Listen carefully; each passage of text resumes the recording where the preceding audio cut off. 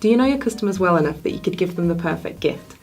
Nothing shows how much you really know someone than when it comes to buying a present. It reminds me of the time I met my first boyfriend's mother for the first time on Christmas. It's so lovely to meet you, Mrs. Smith. Not her real name.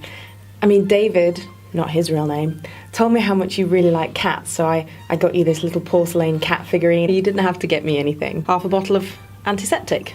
You used to use it to bathe as a child. Would kill anything.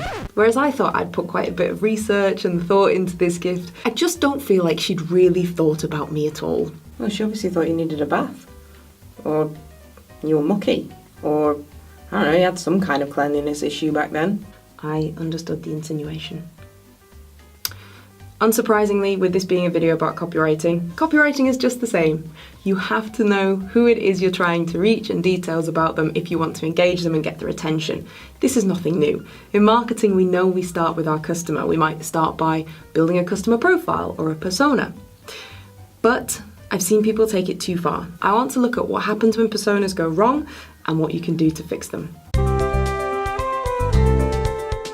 Today we have Veronica Fullofit from Bullspit Marketing, and she has created some personas for us that we're going to give to you so you can write some really great copy for our marketing. Can't wait to see them. Over to you. So we started to build our persona with a picture. You always start with a picture. The next thing after the picture in a persona comes the name. This is Cassie customer.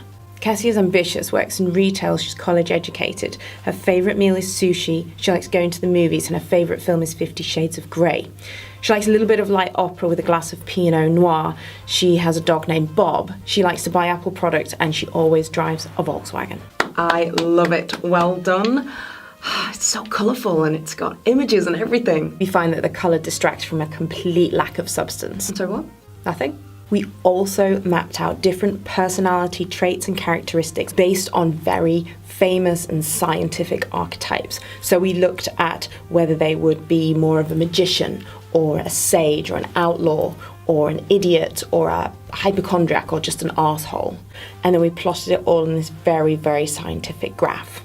This is what a typical one looks like, and this is what yours look like. Looks very scientific, and if you squint and do that out of focus thing you do with those magic eye puzzles, you can actually see a dolphin with a diver. I think I can see a dolphin and a diver. We're selling stationery, right? We're selling a dream. She's good. But we are selling pens. Yeah, we're selling stationery. I'm struggling to see how we would use this information to actually write the copy. I mean, details about them liking opera, it just seems very specific to this one persona. Not one persona, we've developed 40. That's even more than the last agency created for us. Feel free to look through this persona deck. You're going to need it to write the copy. Brilliant. For a bunch of your personas, you've just included the Bash Street kids from the Beano. These are cartoon characters. Well, they are school children, and school children, last I checked, use a lot of stationery. But they don't even buy stationery in their pretend school. You'll actually find I've done a persona on teacher. A real teacher? No, the teacher in the cartoon. He's hilarious. It's so easy to get distracted and busy with personas and have something that doesn't actually help your copy in the end. So what can you do instead? Well, one thing you can do is try and resist that urge to make your profile so personalized that it only really fits one person. It's one of the reasons why I don't even like to give names to personas or profiles. It makes them too personal. It's a bit like naming a child.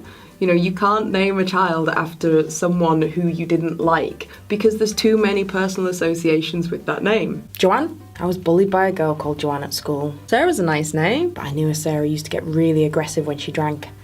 I don't want that for her. Lisa? That's the name of my brother's ex-girlfriend. She was a nightmare. Can't we just call her Banjo? The dog's name is Banjo. I like the dog. I've never named a child in my life. I don't have a daughter called Banjo. That would be awesome. So what information do you include?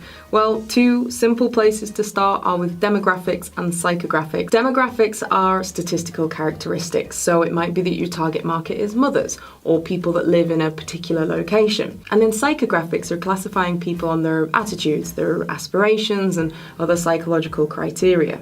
At a very basic level, if you start your profile thinking in terms of as a type of person who wants a certain thing, you'll start to build a profile that will actually help you write faster and better copy. Have you ever struggled writing copy based on a persona that perhaps you've built, or have you had one built for you and you're struggling to understand how to take that information and turn it into copy?